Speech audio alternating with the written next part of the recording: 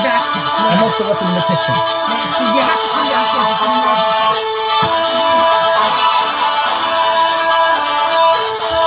Okay, everyone, the breaking news is because I actually have to do something very personal. This is Sports Politics and More, live from New York. I'm Andrew Pollack. Stand by. I'm going to put the mic on mute, and I'll come right back.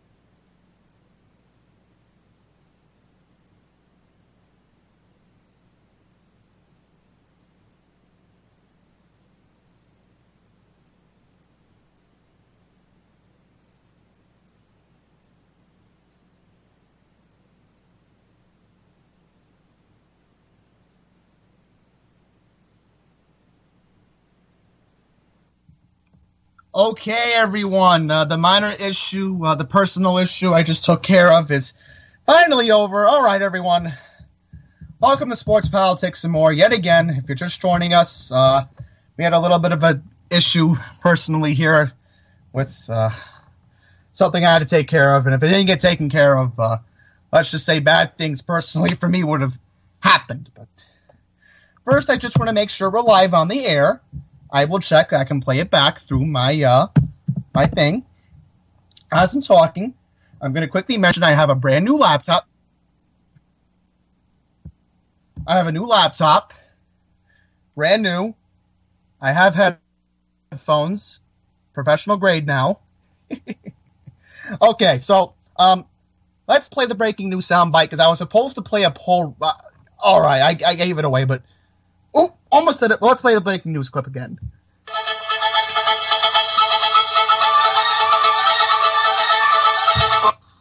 You realize something when you take this job. It's a big job with a lot riding on you, and you feel it. But you also know that this is a job that does not last forever. You realize that you hold the office for just a small part of our history. So you better make the most of it. It's fleeting. And that inspires you to do big things. And on that score, I think we have achieved a heck of a lot. You all know that I did not seek this job. I took it reluctantly. But I have given this job everything that I have. And I have no regrets whatsoever for having accepted this responsibility. This has been one of the two greatest honors of my life. The job provides incredible opportunities. But the truth is, it's easy for it to take over everything in your life. And you can't just let that happen. Because there are other things in life that can be fleeting as well. Namely, your time as a husband and a dad, which is the other great honor of my life. That's why today I am announcing that this year will be my last one as a member of the House. To be clear, I am not resigning. I intend to full my served term as I was elected to do. But I will be retiring, leaving this majority in good hands with what I believe is a very... All right, so you just heard it from the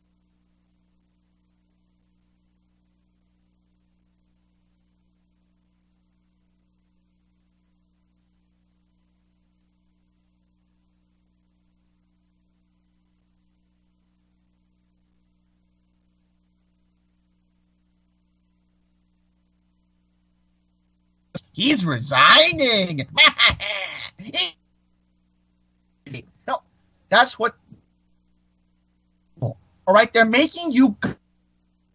I am very sorry to say this.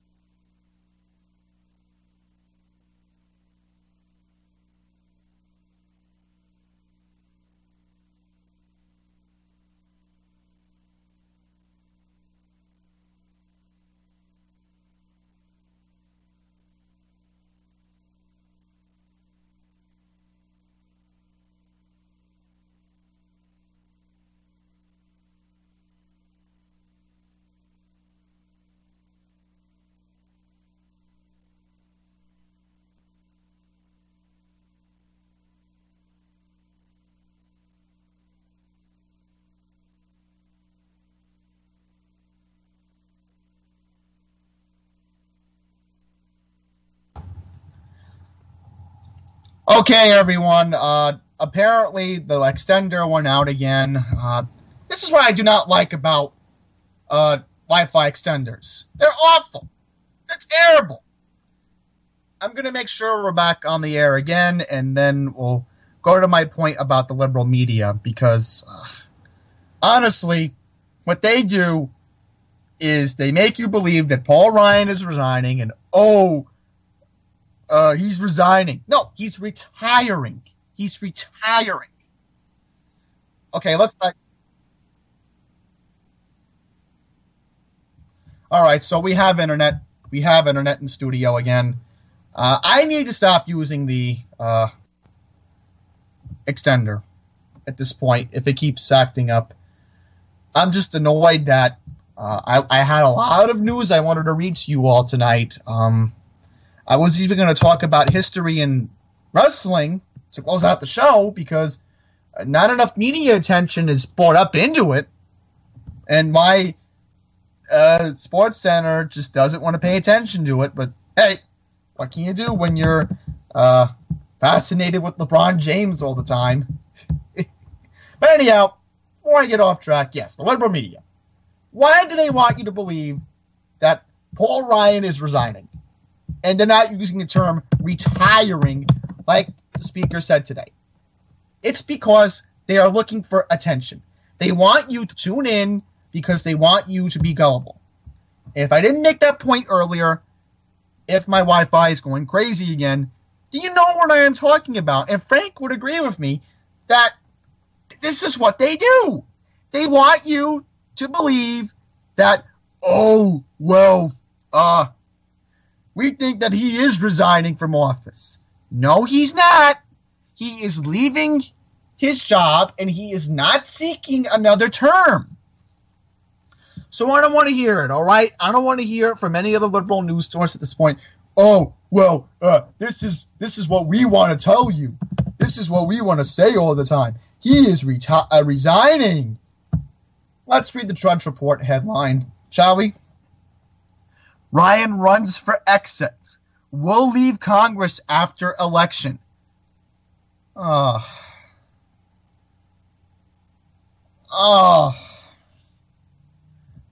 know, these stories like this make me wonder what's going to happen with the midterm elections this year. Does it help Trump or does it hurt him?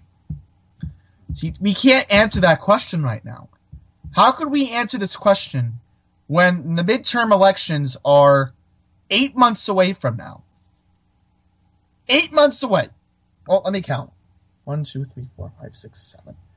Yeah, 7 months, actually. My bad. 7 months. 1, 2, 3, 4, 5, 6, 7, 8. Oh, my bad. It's 8, because I was just adding the numbers up. Because I crunch numbers all the time for what I do with the computer. And the point is, we don't know yet. How are we supposed to know if Paul Ryan, today, making this announcement, could help or hurt Donald Trump? We wouldn't know the answer because, again, we have so many months to analyze and cover and figure out what the Democrats and Republicans are going to do to keep the majority for each branch of Congress. I'm going to read to you a couple of texts today that I got from a personal friend.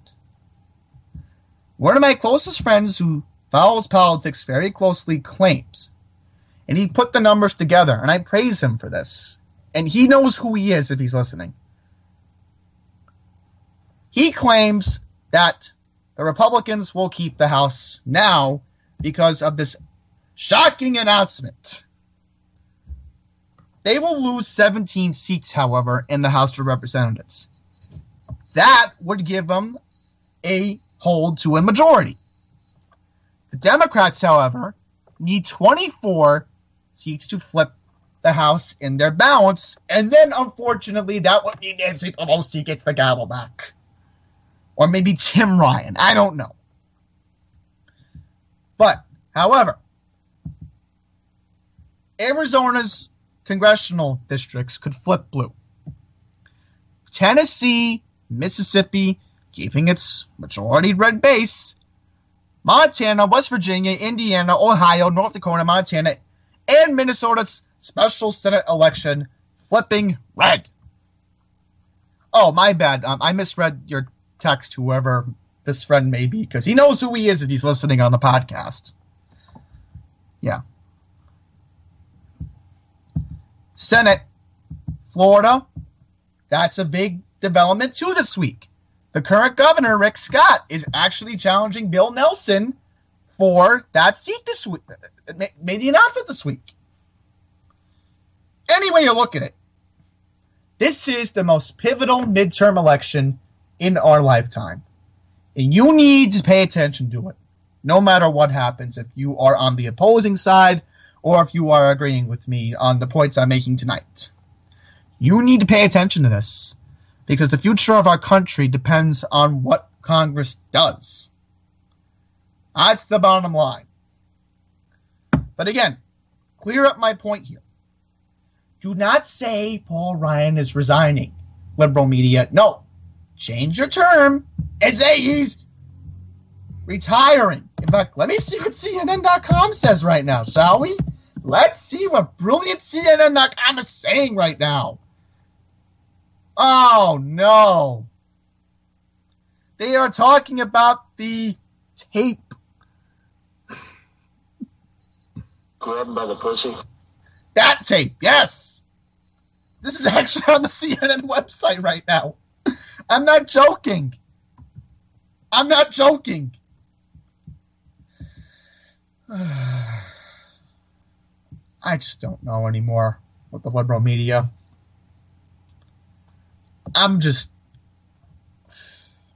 What else am I supposed to say? That they have attention deficit disorder? Yes, they do. Yes, they do. Oh, CNN podcast. Paul Ryan retires! Exclamation point. I cannot believe what I am reading. I'm reading this correctly. Just go on CNN.com right now. This is a complete joke. I'm just shaking my head, wondering what's going on here.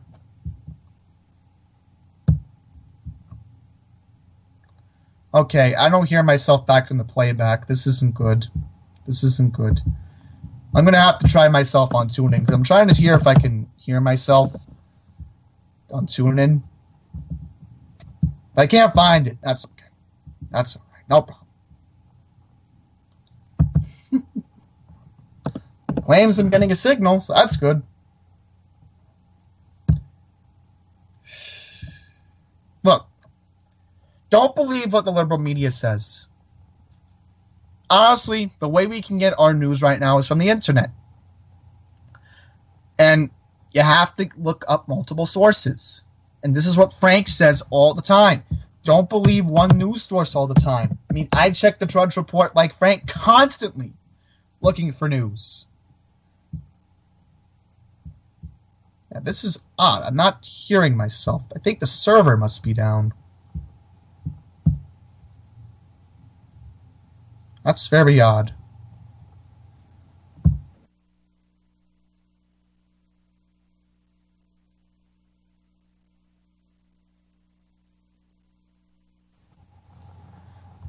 Alright, I apologize if anybody is listening. We're having technical difficulties with the show tonight. I don't know what's going on with UCY server, if I'm even on the air or not. Their server must be out, because I don't hear myself on TuneIn. I don't hear myself on the website right now. Something is off. Something is very off tonight with the show. I do not know what's going on tonight, everyone. I'm going to have to give up. Oh, here we go.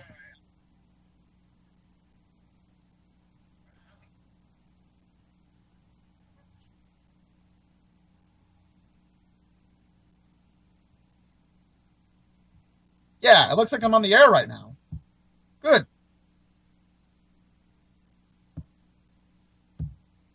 And the only reason why I'm able to do this is because I'm going to be honest. I'm going to be completely honest. I have a fast computer now. Yeah. Very odd. Very odd indeed.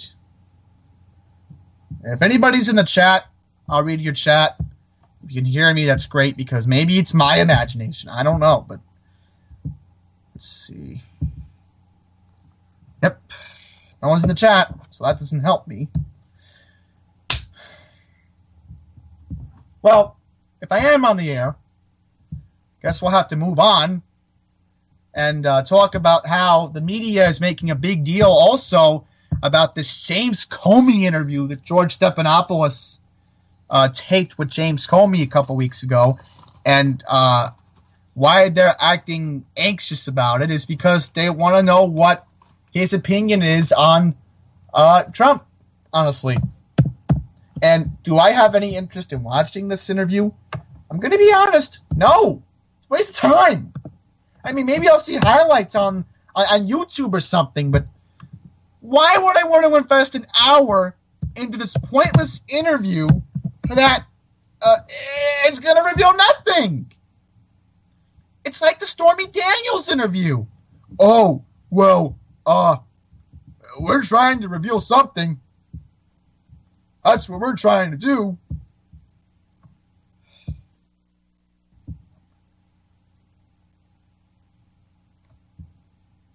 You know, okay, everyone, we're having technical difficulties again. I'm not hearing myself at all on playback.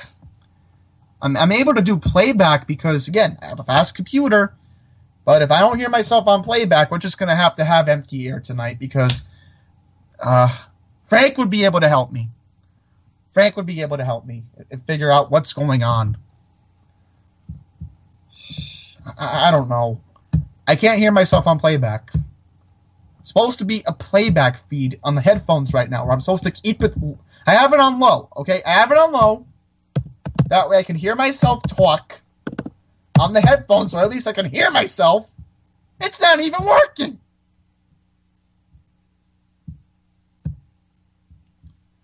Let's see. Yep. Nothing's on the UCY feed. The server must be out. So I'm connected.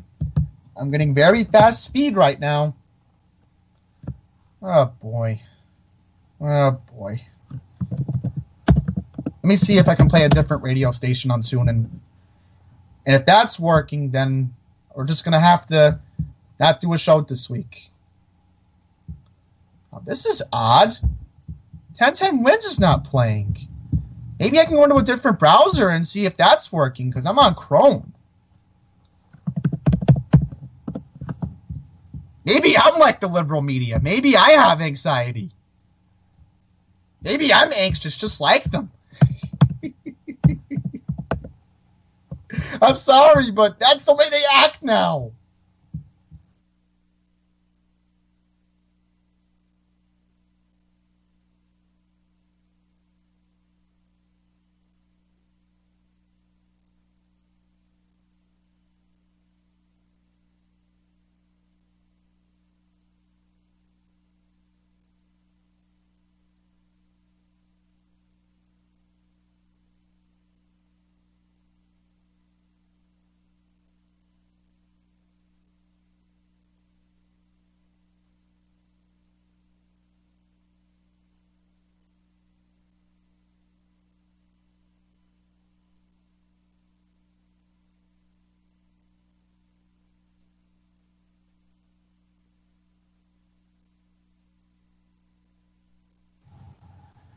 Okay, now Skype is telling me, oh, your microphone is acting up.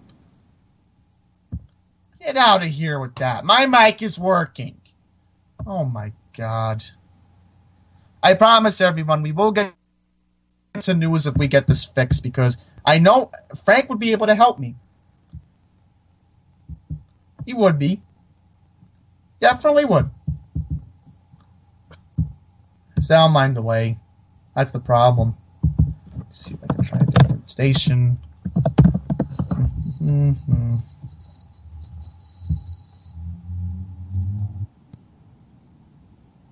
Alright, so a different station on TuneIn's working. So Frank would be able to help.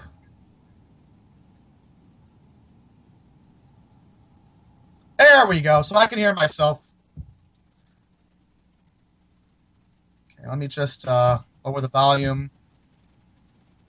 That's better. Alright, so I can definitely hear myself now. Good. Very good. So, back to what I was saying about James Comey, if anybody didn't hear. I'm very upset that the liberal media is making a big deal about this James Comey interview that ABC has, that George Stephanopoulos taped a couple weeks ago. And nothing's going to be revealed, all right? This is going to be like the Stormy Daniels interview, all right? Oh, we believe Stormy Daniels has juicy evidence. Maybe she'll have something to offer us right now. I just don't understand the liberal media's operative on how, oh, well, we want to watch Comey say something. Comey's not going to say anything. So I advise you, don't fall into the trap. Do not invest an hour into this interview. In fact, I'm going to find out how long the runtime is. Because Frank would agree with me.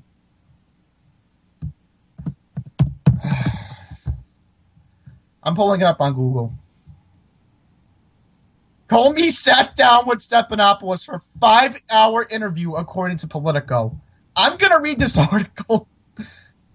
The James Comey Media Blitz has officially begun, with the former FBI director sitting down for a marathon 5-hour interview with ABC News' George Stephanopoulos ahead of the release of his much-anticipated book. A source familiar with the rollout confirmed to Politico today. The source did not comment on which details Comey provided about his time as FBI director and the circumstances that led to his May 2017 firing, including his meetings with the president.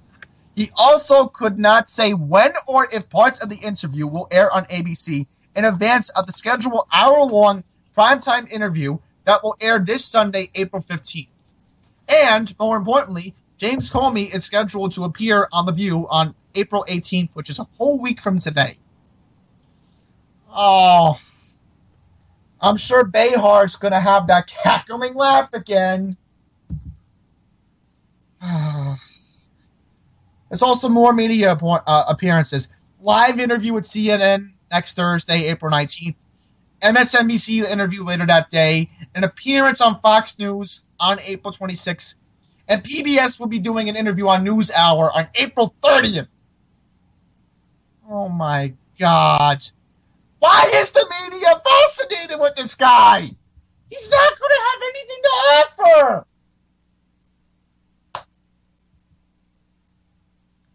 I'm going to be honest. He wanted Hillary Clinton to win the election, now didn't he? He wanted Hillary Clinton to win the election. I'm sorry for saying that, but...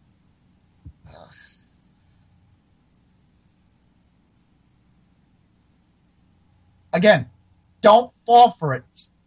Don't fall for it. Do not put ABC on this Sunday. Do not even think about touching that remote, watching online. Don't think about it. If you want to watch highlights, watch highlights. Maybe that will inform you. And I'm sure Mark Dice, he's not going to be watching. Michael Savage will not be watching. And I certainly will not be watching because I don't want to watch a hack like George Stephanopoulos talk to him. I'm sorry, but Stephanopoulos is a hack. He is a liberal hack, okay? He is somebody that drives the narrative. I'm charged. Look at me. I'm on Good Morning America every morning. I promote ABC News videos. He is such a hack. And you know what's even crazier? Thank goodness he's not on James Comey's show. James Comey's not on Jimmy Kimmel. You know what I feel like playing right now? Let's change the subject, everyone. We're going to listen to a video that I watched over the weekend regarding Jimmy Kimmel on how he's not funny. I had it on here. I'm going to look for it because this video was awesome. I forgot who did it. I could find it. I know I watched it on Saturday. Let me pull it up. Yeah, this is from Monday. Again, I'm on YouTube constantly, so you have to apologize if a lot of Tessa Brooks searches come up. Trust me, Tessa Brooks is awesome. Don't diss me. Let's see. That's not it. They have almost found it. I know it's in my history. Yeah, I look up crazy stuff on YouTube.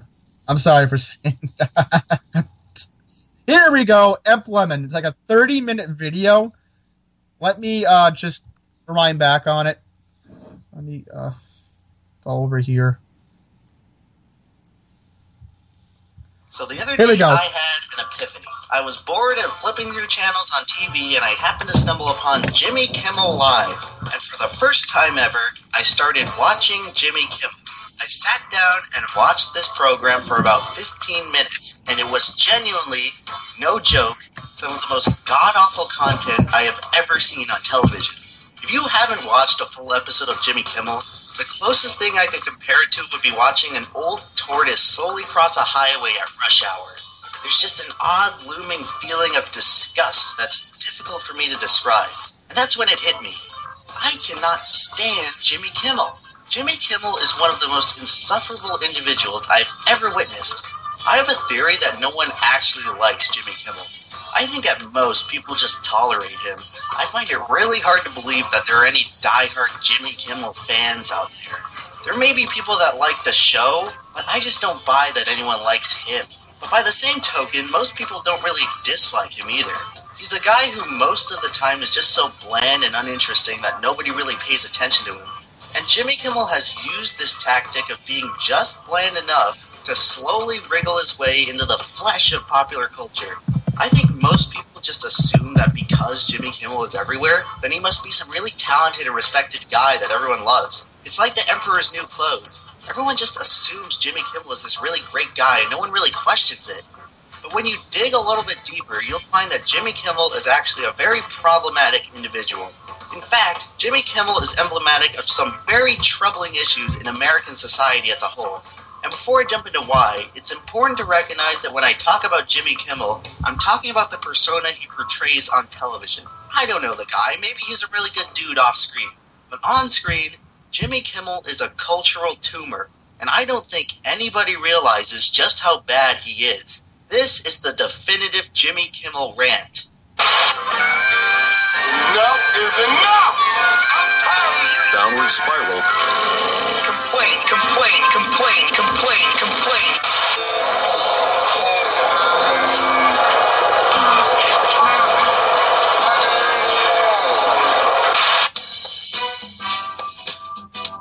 So let's start with the obvious here. Jimmy Kimmel is supposedly a comedian. Yet his show isn't really that funny. And yeah, I get that humor is subjective and whatever, but Jimmy Kimmel is one of the least funny comedians I have ever seen. And a lot of people would probably agree with me on this.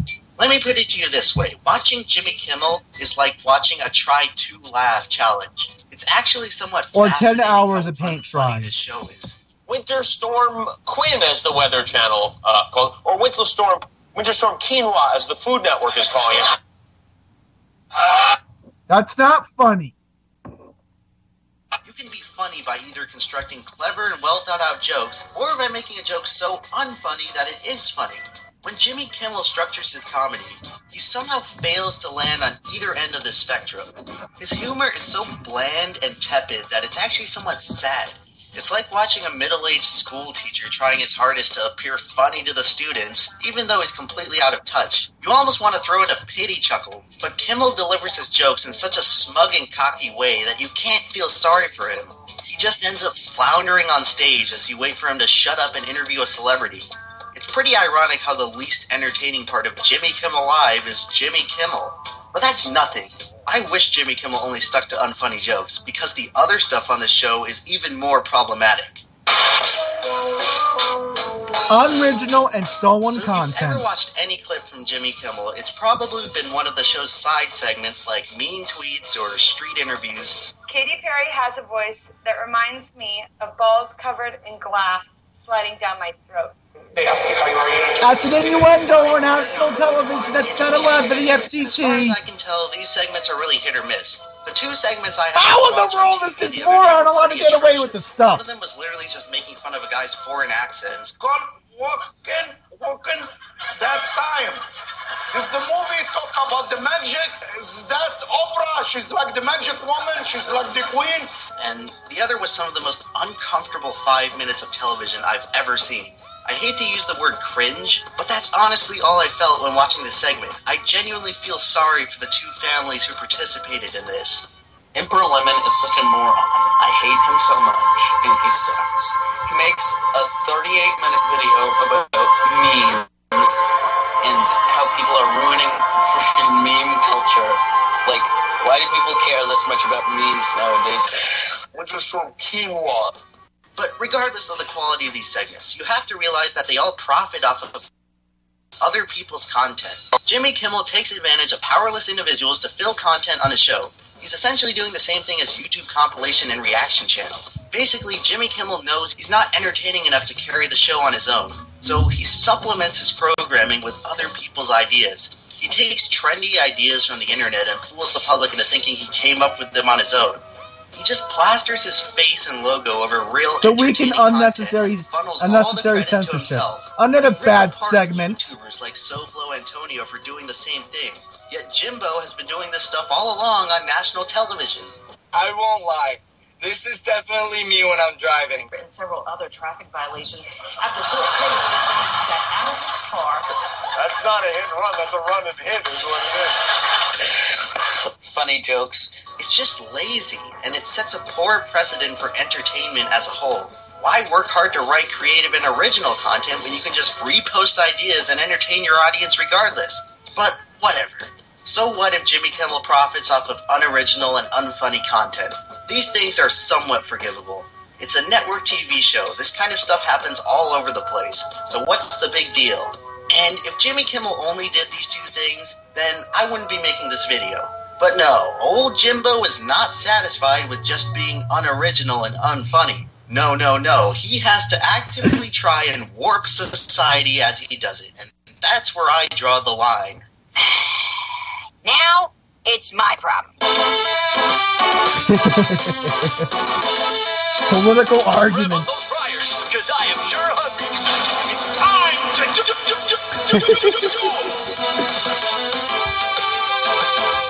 Yes. No, this is the part I'm going to put my sense into. Chapter 3, you want to fast forward, look up Emp Lemon on YouTube. If you were interested, go to 655. I'm going to put my 2 cents into this injection of political opinions into everything.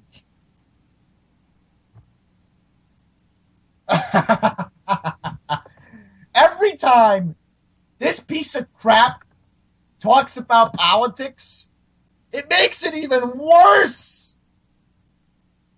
How am I supposed to watch late night TV when all you talk about is Trump?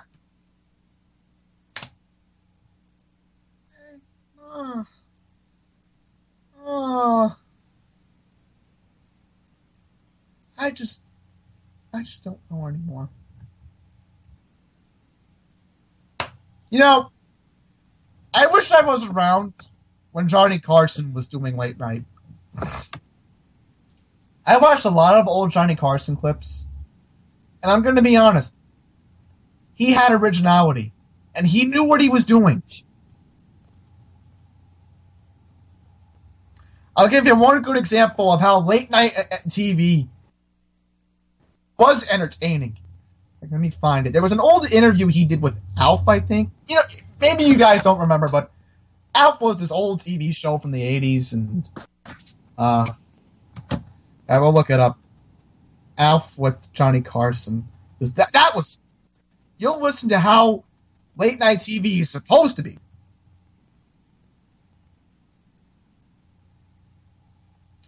Find it, everyone.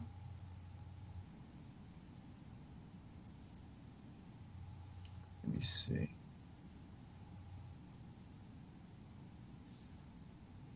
I can't find it. I apologize.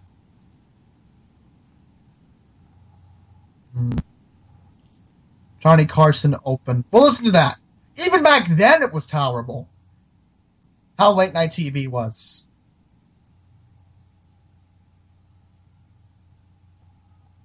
Let's see. All right, here's an old monologue from 1982. Let's listen to some of it. And you'll listen to how late night TV was supposed to be.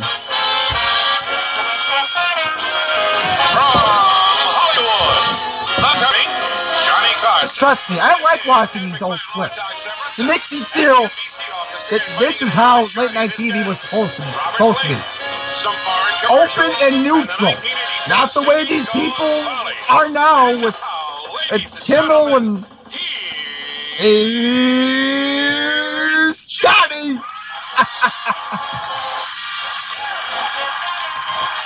Colbert.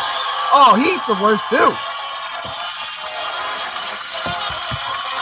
But here's Johnny Carson, October 4th, 1982. We'll listen to some of it.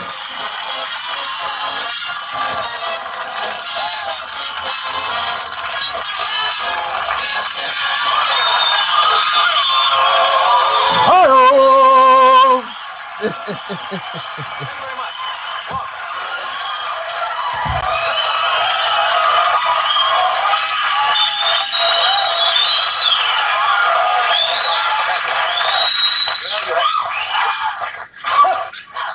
You haven't changed your old hands. Same old drill.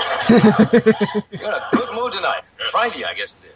Is it raining out or is the sun shining? It was raining earlier this morning? Yeah. You're lovely tonight. You look like Ken and with a Barbie doll. I mean, well, bring me Barbie. I want to thank you first of all for standing outside. This is way more funnier than that hack Jimmy Kimmel. I'm ashamed because starting Monday, NBC is serving full beer and get outside just a day early. Oh, you're turning already. How many are in Burbank for the very first times in your life?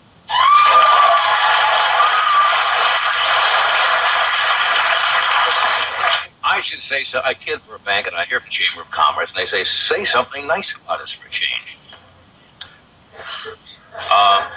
No, there are a lot of things to do in Burbank. There are a lot of celebrities. Most people don't know that. Burbank's best-known celebrity is the world-famous inventor, Dr. Leopold Fechner. Dr. Fechner finally came up with a winning invention. It's a machine, a device that turns off your TV set every time a Raleigh Hills Clinic commercial comes on. Turns it off.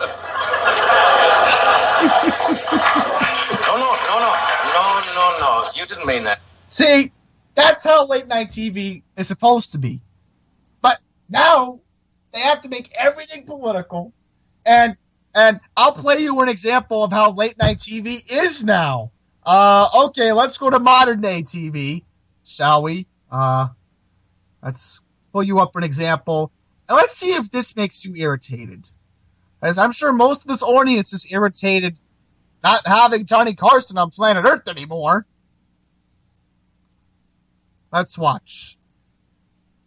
Let's watch how trashy late night TV is in 2018. For only $5.99 each, like these or these. for these. Welcome, ladies and gentlemen. Welcome to The Late Show. I'm your host, Stephen Colbert. Thank you. Boo! Thank you for joining us in here and out there. Everybody watching, no doubt you've just torn yourself away from Mark Zuckerberg's testimony, which I assume is entering hour 14 as we speak. There were how many senators? 44 senators. Almost half the Senate was there to question him today. But you got to expect, it's like bringing a baby to an old folks' home. They just cluster around. They cluster around him like senators around a billionaire. And here, get ready. Here's our full coverage. Nerds are awkward. Oh, no. See, this would make me turn off the chat. Make me turn off the TV. Off. Ah!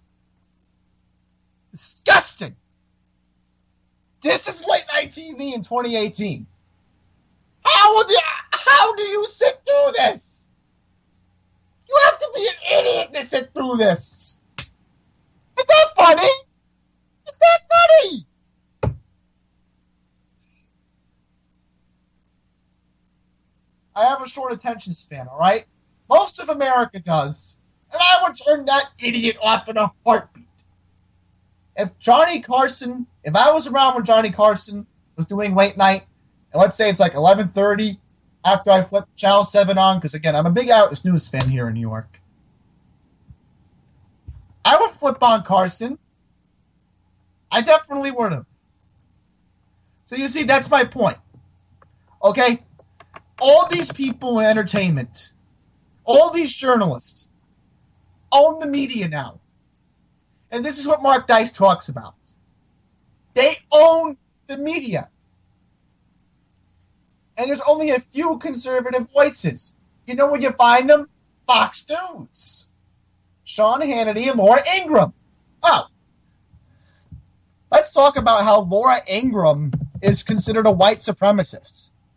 Because I'm going to be honest, I like to listen to Laura Ingraham's podcast. I actually will admit that. You know, I'm more of a Michael Savage guy. Many of you know that. But I sort of do listen to Laura Ingram's point of view on Trump. She's not a white supremacist. All right? Stop calling her and Michael Savage a white supremacist. Okay. Let's see. I think Laura Ingraham was actually on last night. Let's see if we can find Laura Ingram's cast from last night. Oh, good news, everyone. Before I play Laura Ingraham, I want to let everybody know that I'm hearing myself on the UCY feed again. So all the technical difficulties have been fixed tonight, which is good. Let me just charge my my soundboard. We're going to have a problem if we don't have a soundboard tonight. Okay, let's go to Fox News. Let's see what she had to say about why she went on vacation and why the liberal media is bothering her. So I'm going to be honest. I like Laura Ingraham better than Sean Hannity. It's my personal preference. Here's on my list of conservative talkers I listen to. All right. Number 1, Michael Savage. Number 2, Mike Gallagher. Number 3, Laura Ingraham. I will say that. These are wonderful people I like to listen to. Even though they're pro-Trumpers, I like to hear their opinions. All right? I like hearing all types of opinions. Okay, let's see. I'm trying to find the video. Tommy Lahren, I'll listen to her occasionally, but not as much as Laura Ingraham. No. Let's see. This might be Laura Ingraham. All right, despite the endless media chatter about FBI raids and porn star payments... Oh, here's a good clip. Let's listen. There are actually far more important stories that are simply being ignored by the mainstream media. In a way, they're the ones that most affect the American people. So in spite of all the sideshow drama, I have to tell you tonight, President Trump is getting real results by largely following his instincts. Think about it. On the immigration front, when all the others were afraid, well, Trump called for serious border enforcement, and he named the threats facing the United States. We will end the sanctuary cities that have resulted in so many needless deaths. It is the policy of this administration. Problem: de Blasio still has New York as a sanctuary city. MS-13 to come to Mexico very strongly. You're going to have to do something about these caravans that are coming up. Oh, well, what became of that caravan? Well, that caravan was largely dispersed. And whatever stragglers make it to our border, well, they'll be greeted by our friendly members of the National Guard. Then there was North Korea. Well, the pundit class attacked President Trump for daring to threaten Rocket Man with fire and fury if, in fact, Kim Jong-un persisted with his nuclear ambition. Well, now North Korea is at the negotiating table and willing to discuss denuclearization. Winning. And remember the court? All right, we don't have to watch the whole video, but you guys get the idea of how she's trying to talk about, well, you people in the liberal media don't, you have ADD. I stay focused on one story with my audience. That's what Laura Ingraham is trying to say. So now we have to talk about why sponsors are leaving her program.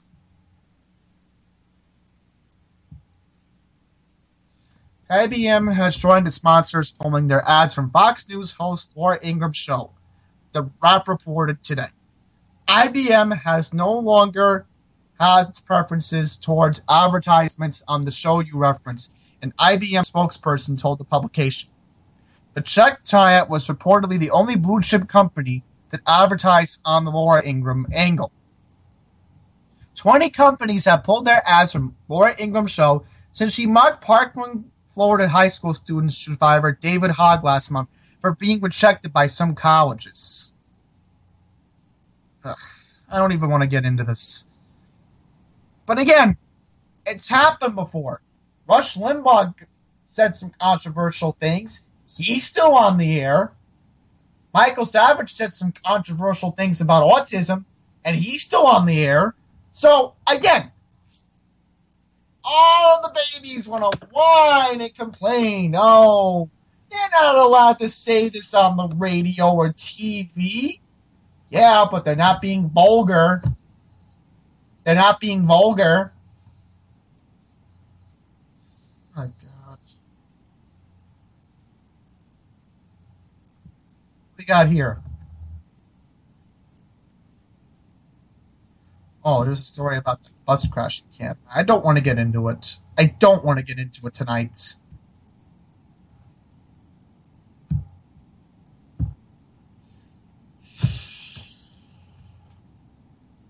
This is the world we live in 2018.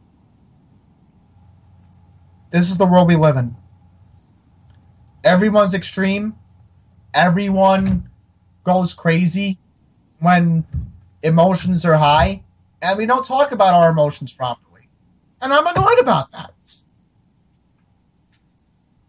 I mean, again, I don't watch cable news constantly. If I want to see a clip from Laura Ingraham, I will do that.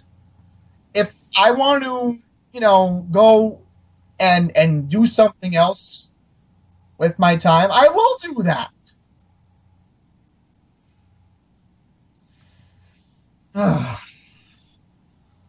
I just am annoyed that we have to deal with this all the time. It's not going to change, unfortunately.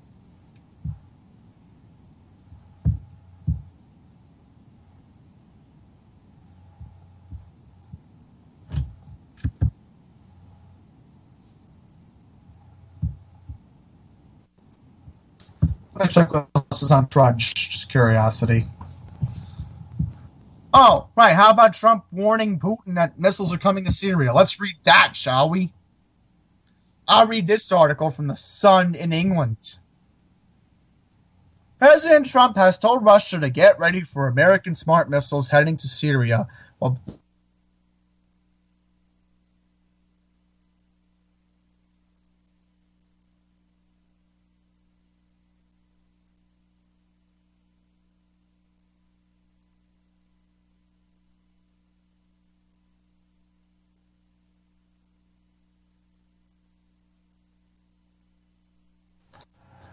alright, Skype is going crazy again. It claims it's not reading my microphone. We're going to wait for the playback quickly. I guess I'll read before we waste any more time. President Trump has told Russia to get ready for America's smart missiles to head to Syria while blasting Putin for partnering with gas-killing animal Bashar Assad. President Trump issued the extraordinary threat on Twitter following comments from senior Russian officials. The president, Vladimir Putin's military would strike U.S. bomb sites in retaliation to American aggression. The president wrote on Twitter at his handle, @real Donald Trump, saying, Russia vows to shoot down any and all missiles fired at Syria. Get ready, Russia, because they will be coming. Nice, new, and smart. You shouldn't be partners with a gas-killing animal who kills his people and enjoy it. @real Donald Trump also tweeted, our relationship with Russia is worse now than it's ever been before. So basically, this means that Trump trying to become buddies with Putin has failed, and he's angry that Russia is helping Syria bombing chemically induce its own people. And remember, Obama didn't want to get involved because he wanted to be neutral. Maybe we should have gotten involved 5 years ago. I don't know.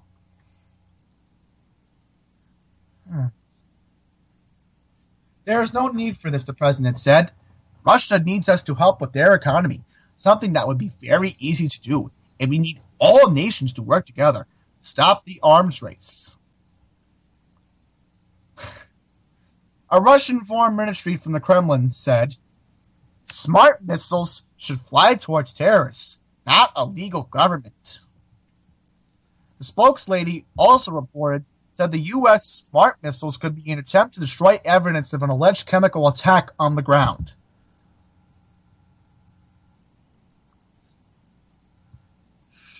I don't even want to hear what the Russians are saying.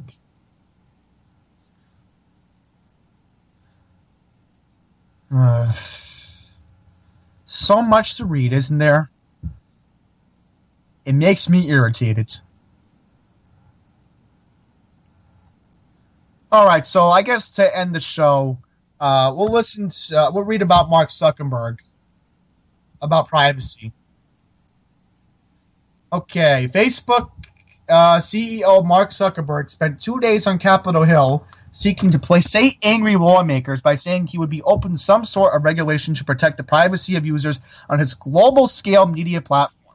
The question now is whether Washington will create regulations that address increasingly widespread concerns about digital privacy and how any new constraints would squeeze the business models for companies like Facebook that relies on the free flow of data. So basically, Mark Zuckerberg is afraid that Washington will demonetize his platform, which is Facebook. The tension was at the heart of Mr. Zuckerberg's 2 days of testimony. He signaled repeatedly that he had learned a lesson of recent data breach scandals that had been dodging the company. And yet, when the decision turned to details about how industry-wide rules might help protect user data, he often couched his willingness to embrace new rules with warnings about poor regulation leading to unintended consequences. In response to a question from Congressman Fred Upton, Republican from Michigan, Mr. Zuckerberg said he thought it was inevitable that there would be some regulation. Then he immediately warned against going too far. You have to be careful about what regulations you put in place.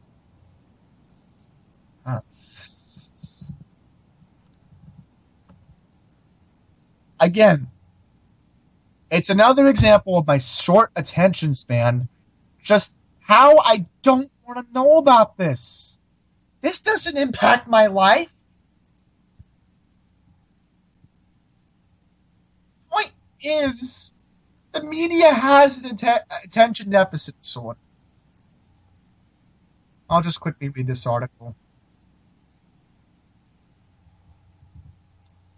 Jerry Brown agrees to deploy 400 National Guard troops at Trump's request. Moonbeam responded to President Trump's request to add more troops for border security, saying he'll add 400 troops, but also say they will not be used for enforcing federal immigration laws.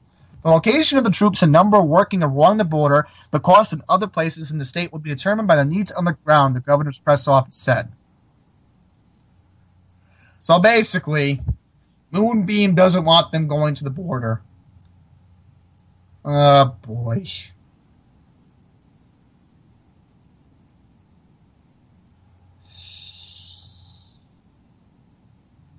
Thank goodness Moonbeam is not our president, because I would be having a flip out. And he's worse than Cuomo, in my opinion, just saying. 80 years old. Governor twice. Was a prominent politician. He's a joke. Alright, so before I get cut off, follow me on Twitter at Andy's Randomness. Follow Frank at EAZZ, which C is in zebra. EAZZ34. He constantly is on there too.